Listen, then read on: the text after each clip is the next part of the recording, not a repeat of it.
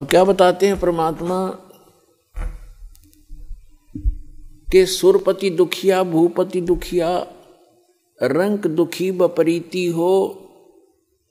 कि रंक यानी निर्धन व्यक्ति तो स्वाभाविक दुखी होता है, उस पर तो सभी दुख विद्यमान होते हैं। अब क्या बताते हैं कि कहे कबीर और सब दुखिया, एक संत सुखी मन जीती हो। एक संत सुखी हो सकता है इस पृथ्वी पर जिसने अपने मन को जीत लिया।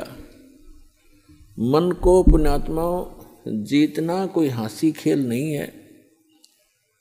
और गीता में लिखा है कि अर्जुन ने पूछा कि हे भगवान, आप कहते हो कि मन और इंद्रियों को रोक के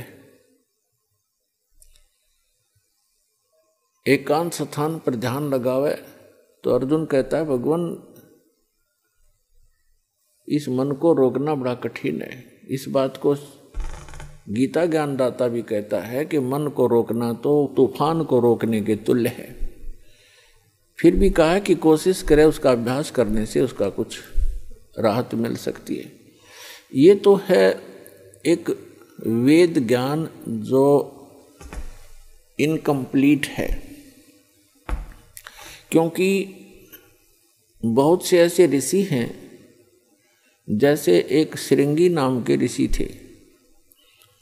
उन्होंने इसी आधार से वन में जाकर घोर तपस्या की, हठ योग किया, इसी मन को रोकने के उद्देश्य से। पुण्यात्मा, तत्व ज्ञान न होने से हम मनमुखी साधनाएं और अज्ञान के आधार से ये जीवन नाश करते रहे। जनसाधारण ये सोचा करता था कि बड़े महर्षि हैं, ऋषि हैं और बड़ा कठिन तप कर रहे हैं। उसके विषय में सूक्ष्म वेद में परमेश्वर ने आकर स्वयं बताया है कि डंब करें डूंगर चढ़ें, अंतर जिन्नी झूल और जग जाने ये भक्ति करें, ये बोवें सूल बबूल।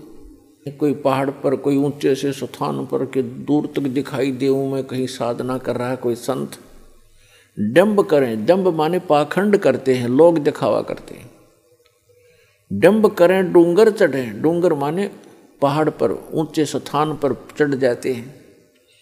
अंतर झीनी झूल, अंदर जो की तू बकवाद भरी है, और जग जाने यो भक्ति करे, ये बोवे सूल बबूल।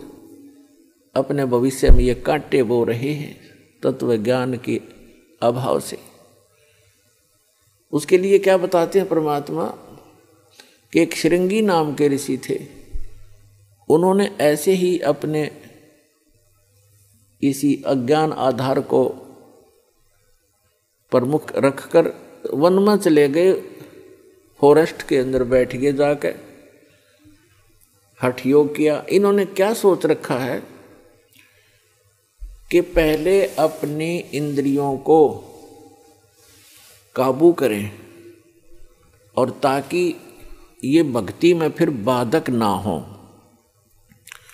इस उद्देश्य को लेकर के दूसरा वो रखते हैं कि जैसे वन में चले भी गए तो भूख प्यास सताती है।